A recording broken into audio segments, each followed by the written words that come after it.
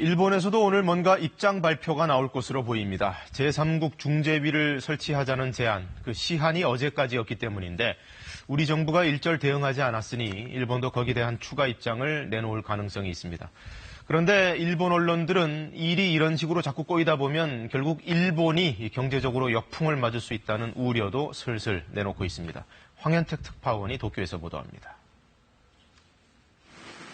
청와대가 중재위원회 구성에 응하지 않겠다는 방침을 밝힌 건 지난 16일.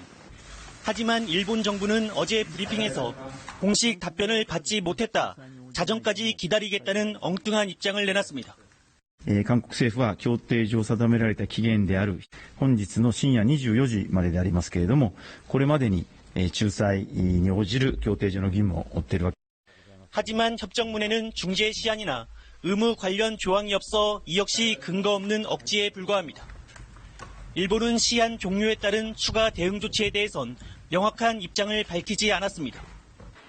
일본 언론들은 일본 정부가 당장 국제사법재판소에 한국을 제소하지 않을 전망이라고 전했습니다. 다음 주 세계무역기구 WTO 이사회와 강제징용 피해 원고 측의 일본 기업 자산 매각 상황을 봐가며 대응하겠다는 의도로 풀이됩니다. 이와 관련해 마이니치 신문은 한국의 반도체 생산이 줄면 소니나 파라소닉 등 일본 TV 제조사들이 부메랑을 맞을 수 있다. 니온 게이자이도 한국 반도체 제조사가 대체 공급자를 찾으면 일본이 위험에 처할 것이라고 경고했습니다. 실제로 어제 일본 니케이 지수는 기업 실적 악화 우려가 커지면서 1.97%, 4개월 만에 최대 낙폭을 기록했습니다.